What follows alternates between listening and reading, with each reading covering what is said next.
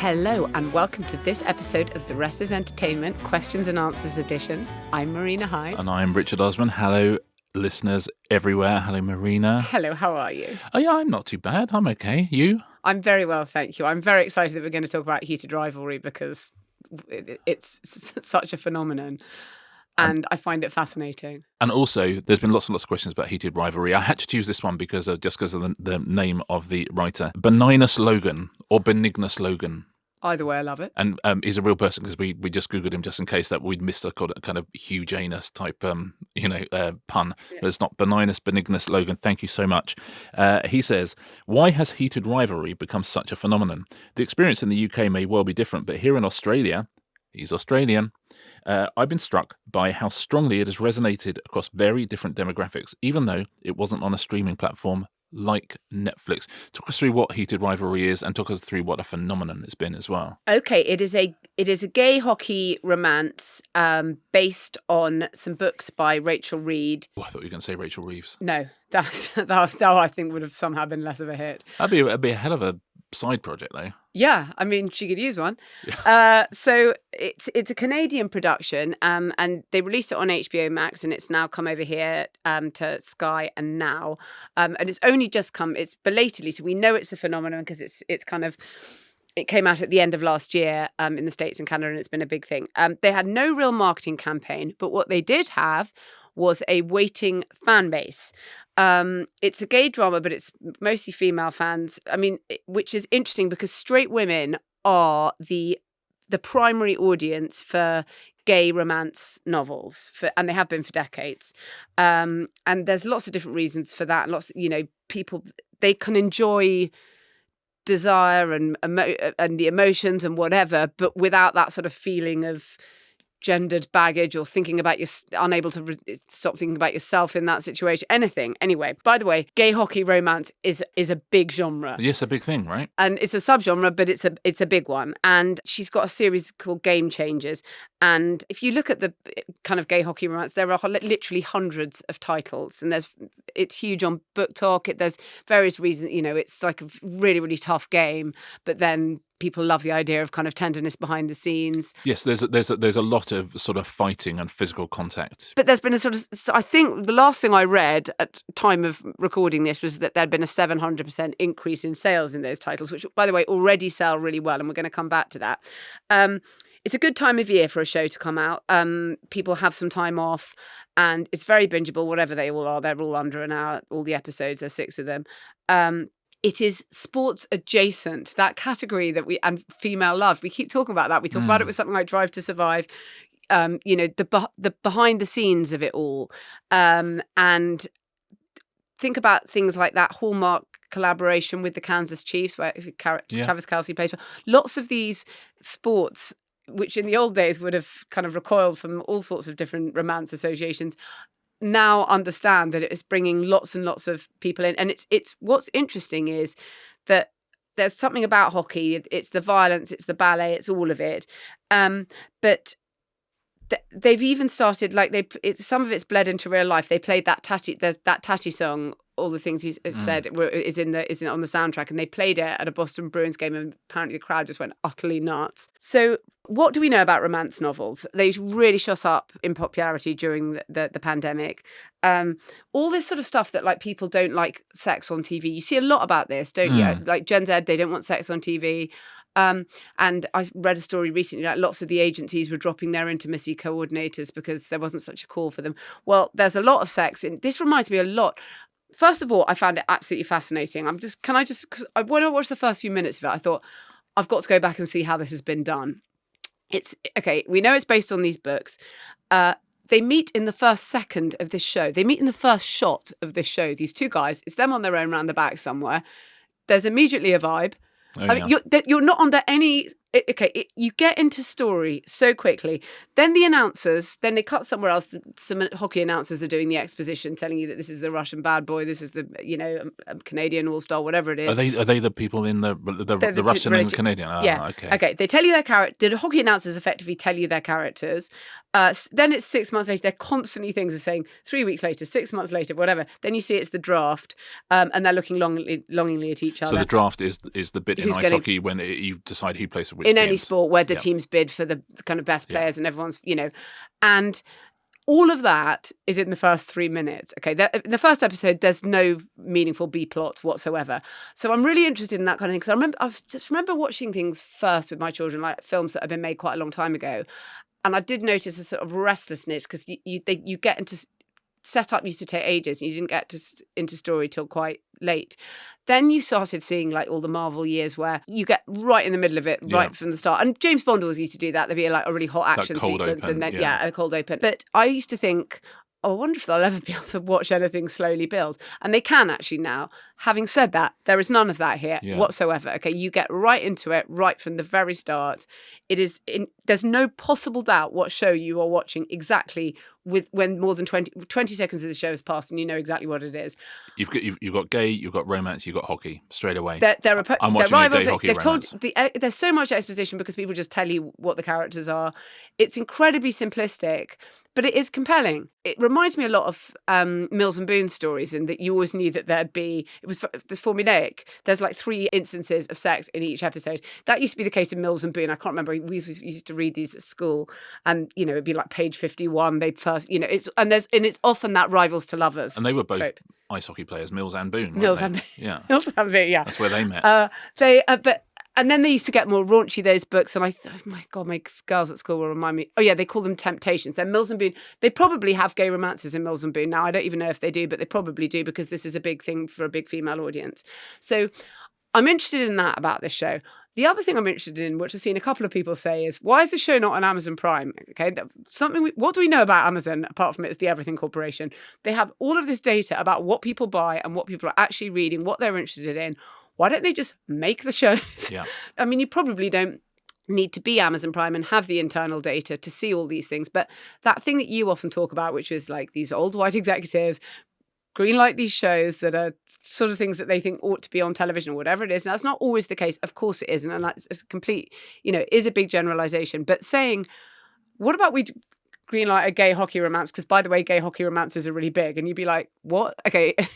But try it and look what happens. Yeah. And it's interesting that we don't see things that are big on, that there are these big subgenres, these things that are big on book top, but we just don't see adaptations of them. It's like, it was a surprise that It Ends With Us was a big movie. It was a surprise that It Ends With Us was a big movie in Hollywood.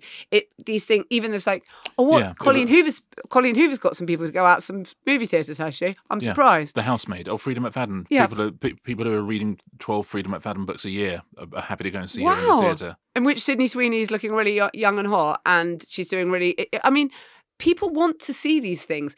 Saying, "Oh, no one goes to cinema, no one watches thrillers anymore." They seem to be watching The Housemaid. The Housemaid might as well be something like Jagged Edge.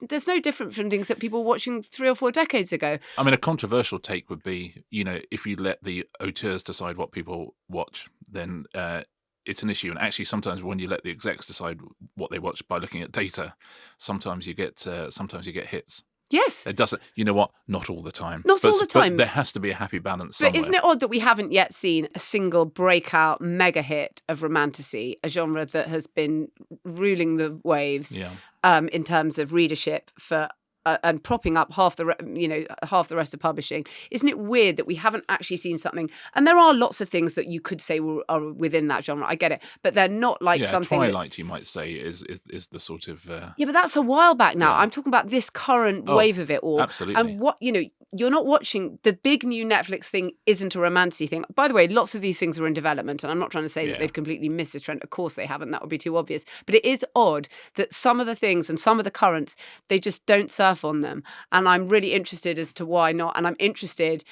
So to summarise, I would say that I'm very interested in Heated Rivalry. I'm interested how they've done it. I can see that coming later, I've only watched the first 2, that there are things that will be deemed to be a subplot, but there certainly isn't anything in the first episode, and you are right into it in the first shot. Not the first scene, the first shot. I find it absolutely fascinating. And from a publishing point of view, I find it interesting as well that, as you say, this is genre writing, niche genre writing, but Rachel Reed is writing, if you look at her motivation, she was a big NHL fan and, felt sort of unrepresented in that fan base. So wrote the thing that she wanted to write, wrote it in such a way that it found an audience.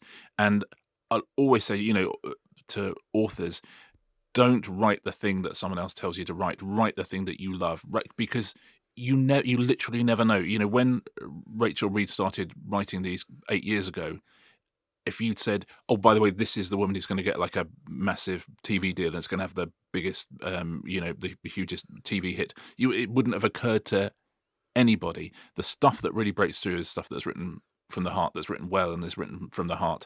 And you see it time and time again. Colleen Hoover, Frida McFadden, Rachel Reed, Alice Oseman, all of these authors, all of these writers, not writing for a market, but writing for a fan base, growing that fan base and giving people what they want. So it just, whatever you're writing at home, I say there is hope. Almost every single of the biggest selling authors of the last 5 years have been people who were self-published and people who wrote the thing that they loved and then went absolutely massive. I wish Almost the BBC was doing a big romantasy, like a massive, like just putting a lot of eggs into the romantasy basket. EastEnders? But we've got all the locations. We've got great locations in this country for romantasy. Castles and fairies and weird demons and all of this stuff. We've got it all. And I really wish that people would just go all in. They are quite expensive. They're not the cheapest. This isn't, by the way. This is not expensive at all. Heated Rivalry. But you just need a couple of hotel rooms, quite honestly. I've seen first 2 episodes. And a rink. And a rink, yeah. Got a hotel room and a rink. That's it. That's your locations. But anyway, it's really interesting. And I recommend watching it just to sort of see how it's put together. And even if you don't want to go any further with it, although I like romances and so I find it interesting. Yeah. And also to see just the first flowering of a phenomenon. Yeah. Yeah. Here's one for you, Richard. Songs about places. Kate Burling is asking, my daughter is obsessed with Taylor Swift and Welcome to New York is on regular rotation in our house. It made me wonder, which city has the most songs written about it? Is it New York? What are your favourite songs about places? There's a lot of questions in one there. I love... There's certain places that are never mentioned in songs and certain places. There are not a lot of songs about Swindon, for example. Route 66, there's all sorts of songs about it. Funnily enough, Billy Bragg once wrote a song called A13, The Trunk Road to the Sea, just because he said, look, we don't write songs about British roads. But yeah, there are certain places which are mentioned in a huge amount of songs, but almost everywhere in the world are not mentioned in any songs at all. A massive survey was done by a company called Datanauts who looked into the whole Spotify database. They looked at the titles of songs and the lyrics of songs. So thank you for Datanauts, because it means we can give Kate and Kate's daughter a definitive answer as to which place is mentioned the most often. Number 5, Texas. Number 4, Paris. I'm in Paris, Texas. I don't know what happens there. Number 3, London. Not bad. Number 2, California. And number 1, Kate Burling and Kate's daughter. You're absolutely right. It is New York. I mean, you would think it would be New York, wouldn't you? It also appears in the most charting songs referencing a city. That's in the lyrics. That's number 1 there as well. London and Los Angeles are 2nd and 3rd on that. But if you do mention like unusual places in songs, it can have a big impact on places. Chapel Rowan mentions Saskatchewan in her song The Subway. It says, I'm moving to Saskatchewan. And the Saskatchewan Tourist Board said it's the first time ever they've seen a blip in Google Trends. Although I've seen one from episode 1 of Heated Rivalry, let me tell you. Oh, really? Is it Saskatchewan based? Yeah. Oh my God. A lot of the hotel rooms in the area. There's a very early tournament, like within a minute and a half of this thing starting. Don't they mention Saskatchewan in one of the Muppet songs as well? Yeah, I think so. Moving Right Along, that's got Saskatchewan in it, but seemed to not move the needle quite as much as Chapel Rowan. No. But very, very specific places can get mentioned as well, which also have an effect. So Taylor Swift doesn't just talk about New York. She talks about the pub, the Black Dog, which her ex Joe Alwyn is believed to have visited when they broke up. So she mentioned the Black Dog, and in the month of that album release, the Black Dog, it's a pub in Vauxhall. It had more Google searches than Buckingham Palace and Tower Bridge. They constantly have to repaint the toilets because they're always covered in Taylor Swift graffiti. But listen, nice. It's a good business to be in. You know, tough time to run a pub. Better than the pub trade. Yeah, exactly. Fans go there constantly. They now hold Taylor Swift quiz nights.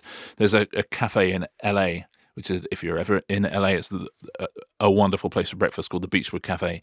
And it was always very chilled, very, very laid back. And then Harry Styles mentions it in one of his songs. And now you go there and there's, still lovely, you can still get a seat, but there's just people, it's Instagram non-stop, people taking their photos outside a beach. And lots of lyrics can genuinely transform places. If you think about Liverpool, you think about Penny Lane and Strawberry Fields, which are real places.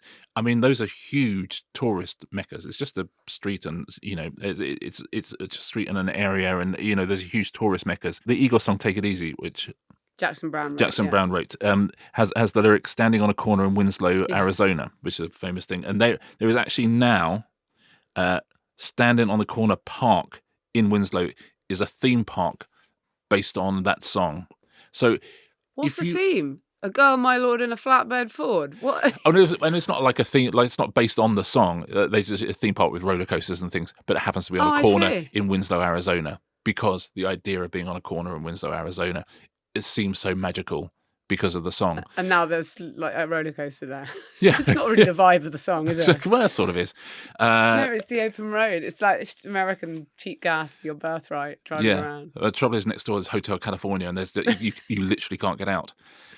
So it's one of those things. If you do get mentioned in a song of a very famous person, it's a huge deal.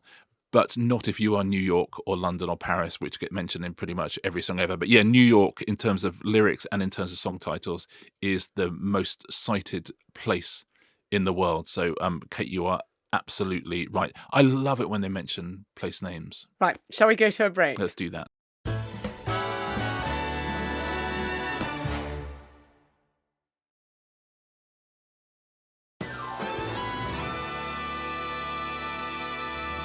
Welcome back, everybody. Marina, this question is right up your street. Josh Newens asks, I was recently reading Eric Roberts' Wikipedia page.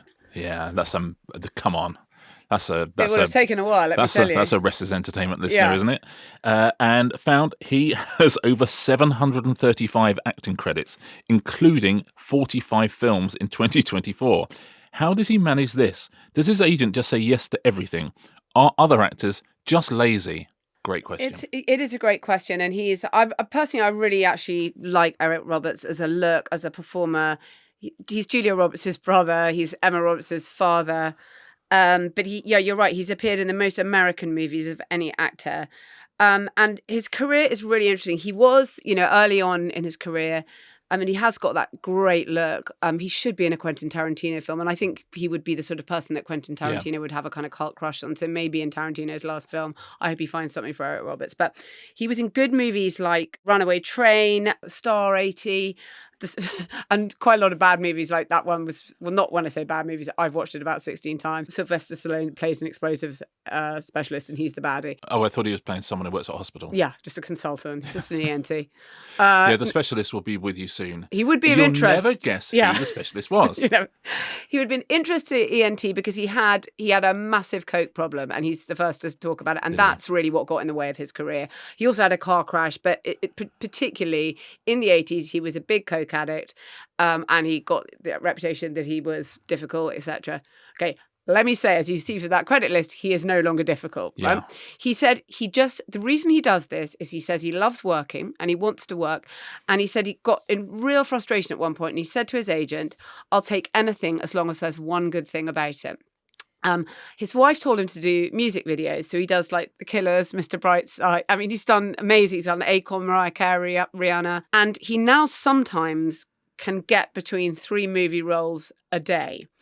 And yeah, I know it's crazy because he'll just appear for a bit. He one day he had a small Dark Knight role for Christopher Nolan, and then he went and did something called Witless Protection, which I think had Larry the Cable Guy in it. He's huge in Russia, but he does book. He basically works every day, and the wife and the agent they're really into him working every day because that's what he wants to do. Yeah. And he says, it's been a blast. I've seen the world for free. He did something called Sharktopus. I mean, he does some really bad. Sharktopus. Yeah, but the good thing about that was that he had this free, incredible beach holiday. And so if you're a director, you're thinking, everyone knows, lots of people, it's not like he's an A-lister. Of course he's not. Name recognition. But he's got name recognition and he's been in so many things that you're like, oh, it's that guy, And so directors doing a low budget or almost not quite no budget will spend sort of lots of their money on Eric Roberts because then Eric Roberts is in your film. And he is without preciousness. Now, sometimes years can seem particularly good for him because, as always with these films, it takes a lot of time to get the funding, and then you've got to get the funding to edit it and the funding to, this is a constant battle, tiny budget independent film. So they'll sometimes stack, and then you'll be like, I'm sorry, I literally don't understand how that many of your movies can come out this year. But his week is, he does several jobs a week, and lots of them are in the LA area. Sometimes he's flown away. But it's a combination, is it not? Because, a lot of actors would say yes to everything, but they're not getting offered all of those things all of the time. Yeah. So a combination of someone who has said a long time ago, I'm just going to say yes to everything. As long as there's one good thing about it. And it could be that there's a free beach holiday. Yeah. But also, by the way, that's nonsense. Yeah. Okay. Well, he'll find a good thing. One of the good things But he says he loves it. They pay me. He says, I want to work every day, and I work every day. That's great. But you also have to get those offers in. And that suggests a couple of things. Firstly, easy to work with. Yeah. Secondly, he's good at his job. Yeah. And thirdly, he does that name recognition is not just in the US; it's also in other territories. So as I say, he is massive in Russia. In Russia, anywhere in Eastern Europe, just Asia, that actually you can put his name above a straight to streaming thing in pretty much any territory in the world, and it means something. It means enough that you're getting value for money. So like a perfect storm of all those things. But the most key thing is that he has become someone without preciousness, because otherwise people just get in their own way and can't do this. But he says he really likes it because he works every day. And I suppose more people could be like that, but he really stands head and shoulders above most people. But it is also a thing of, you cannot do 24 movies in a year if you had, say, a big recurring role on a big drama somewhere, or if you're on you're starring in a massive movie, because that can take 6 months, 9 months, take a year if you're on a TV show. So it's a combination of that as well, which he's never done the thing. He's still amazing looking. He's got such a compelling face. I really wish he'd be in the last Tarantino, and he's like a cult figure, and fair play to him for crafting a life he wants. Can we book him for something? Yeah. Perhaps if we do another Christmas show. Oh yeah, that would be so fun. He can. I can write a skit for us. No, you can write. We'll both. I tell you what. We'll both write a monologue for Eric Roberts. Oh, but can't we be in dialogue with him? Trialogue. Okay, that's a good idea. We'll write. Yes. We'll get him. We'll get somebody else, and we'll write it together. We'll Christmas write with Eric Roberts. Why is it always someone like Sabrina Carpenter? Let's have it with Eric Roberts. Christmas Why not? with Eric Roberts. Perfect. Now, a question from Paul Ludlow, who says, I assume most sci-fi scriptwriters aren't very knowledgeable on the complex science going on in their movies and the crazy science. Do they have to just Google and hope for the best? Well, likewise, we're not amazingly good at science. I know someone who is, though, and that's the co-host of The Rest is Science, Hannah Fry. So, Paul, rather than answer this question ourselves, we asked Hannah if she could answer it. And you know what? She couldn't. No, she could. She could. So here is Hannah Fry answering Paul's question. Thanks, Richard. And Paul, great question. The first part of my answer is, I think that in the olden days, pre-internet comment section era, basically they just didn't really care very much. In general, though, people do try. Again, that's like something that sort of feels as though it fits the plot of the show. It's not so jarring that a general audience member will sort of sit up and question what's going on. It's something only really the experts will quibble. Titanic, of course, they went to this unimaginable amount of effort, making sure that the rivets on the boat looked correct, that the china was accurate, that the drawing, it's so factually accurate. But there's one moment in that film which isn't, which is on the ocean as Rose is sitting on that wooden board, and while Jack's in the water, and she looks up at the night sky. It's not the correct sky. The stars are not in the correct position with the correct constellation that you would have expected. Why would you not just put the correct sky in there? And James Cameron's response, I think, is quite telling. He said, last time I checked, Titanic had grossed $1.3 billion worldwide. Imagine what number it would be if only we'd got the sky right. And I think that ultimately, sadly, that is the point, that most of the audience does not care about scientific accuracy as long as the plot and the film sort of feels as though it's kind of moving along and doesn't jar with the narrative as it's continuing. I think that also tells you that nerds are really annoying, which does become more important now that you can screenshot a moment from a film and make a TikTok video about it. And so I think that the scientific accuracy of films has actually increased over time. Part of the reason for that is that there is a scientific advice hotline that has been set up by the National Academy in America. The Science and Entertainment Exchange, it's called. So if you want to know how to describe a black hole, or I don't know what happens when there's a virus, you can call 1-844-NEED-SCI hotline. This is a completely real thing. And what they'll do is they'll pair you up with a scientific expert to sort of help you make sure that you're presenting something accurately for the screen, or at least not embarrassing yourself. I think the most impressive example of this is Interstellar. For that film, there was a theoretical physicist and Nobel laureate called Kip Thorne, who was the scientific advisor on the film. And in the end, that film has not just on the screen, but scientifically the most accurate rendering of a black hole that has ever existed. But it is difficult because you don't want it to get in the way of the storytelling, and yet you don't want to annoy people on the internet. And so it's a very difficult balance of finding sort of world-class experts to help you, who are experts in the science, but also experts in storytelling too, and don't try and shoehorn in unnecessary detail. Paul, I hope that answers your question. And just before I leave you, if any of you like extremely excitable science nerds, then you can join me and YouTube legend Michael Stevens over on The Rest of Science. You can watch that every Tuesday and Thursday on YouTube. She's a pro. She is a pro, but that some of those science pros, they do genuinely have people to sit on the Marvel movies and go, yeah, I worked at NASA. There could definitely be a wormhole that could take Thor back to Asgard. It's like. I do think, I think, and what Hannah was saying there is right. And to answer Paul's question directly, if your film is about science, then you got to get the science right. If your film just is science adjacent, the question when I'm writing, if I've got most writers have got people that they get on the phone to if they've got questions about specific things, and my question is never explain to me exactly how this works. My question is almost always, could this happen? Yes. Is there a circumstance in which, because it'd be really helpful for my plot if this could happen, is there a way in which it could? And people usually go, okay, yeah, if this happened and this happened, then it could. And then you're not doing anything too jarring. Yeah, you want a science advisor who can get something into the plot rather than say, no, you can't have that. Or who will save you if they say, but you do realise if that happened, then everyone who's even done kind of GCSE biology will tell you that this will happen. You think, oh, great, you've saved me from myself there. But, also, if you have a good scientific advisor, in the same way if you've got, someone who really understands, the Secret Service or something like that, you will ask them about one specific thing. They might then tell you a story about something completely different that you go, okay. Yeah, that's that actually often incredibly... is the case, I think, and then it turns you on something different. I will say that James Cameron trying to play it cool there. That's because funny. What he also did was, don't forget that he took to heart so badly that stuff of people say, if you haven't seen the end of Titanic, look away now, but saying they could have both been on the door. Rose and Jack could have both been on the door. It's not a board, Hannah, it's a door. They could have both been on the door.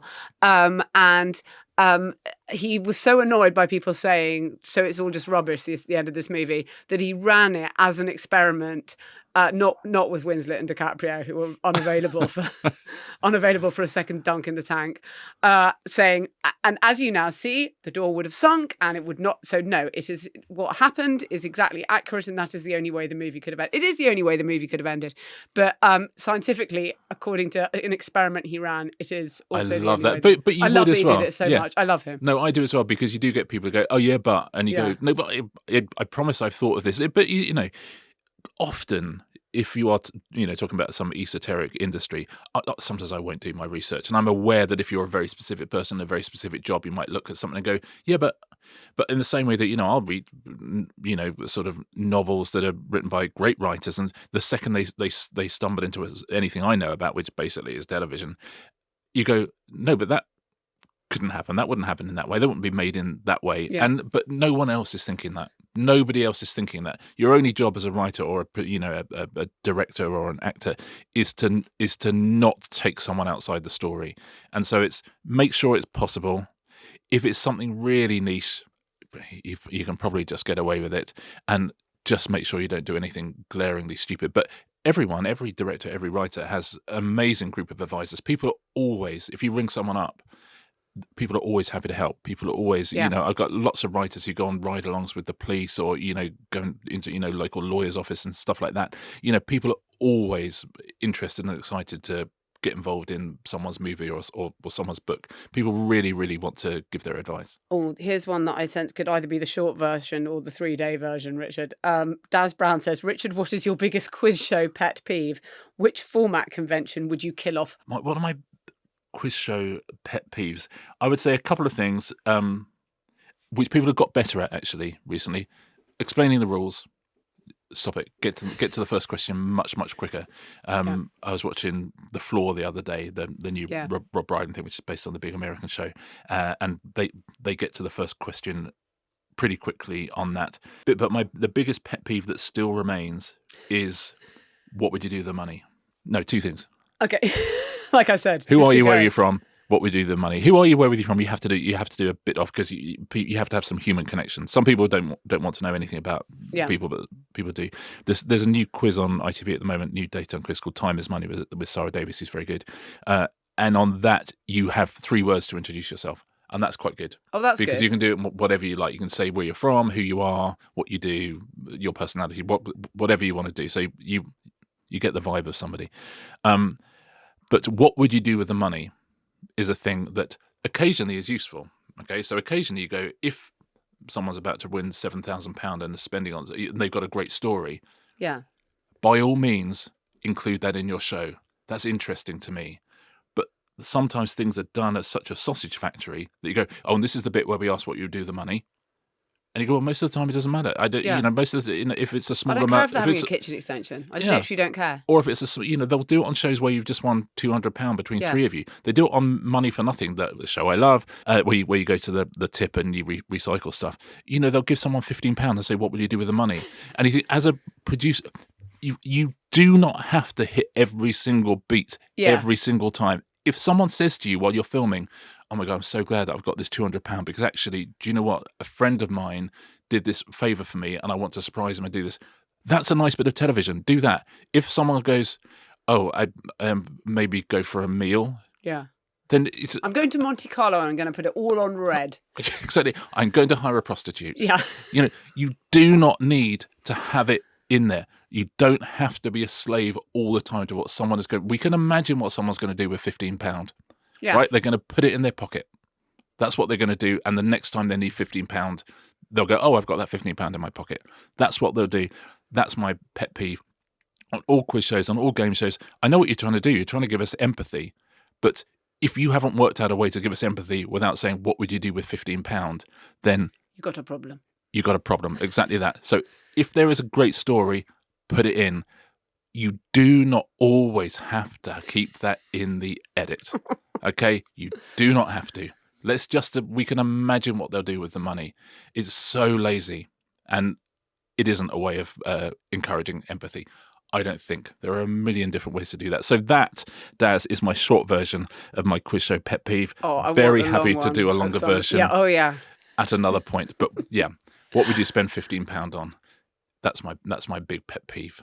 All right. Thank you so much for that. I think that's about us for today. We are back tomorrow for our members with a bonus episode on Popeye the movie, the most cocaine-fueled movie set of all time, of claim, which obviously, really means something in an extremely competitive field. You can become a member at therestesentertainment.com for ad-free listening and so on. Otherwise, we will see you next Tuesday. See you next Tuesday.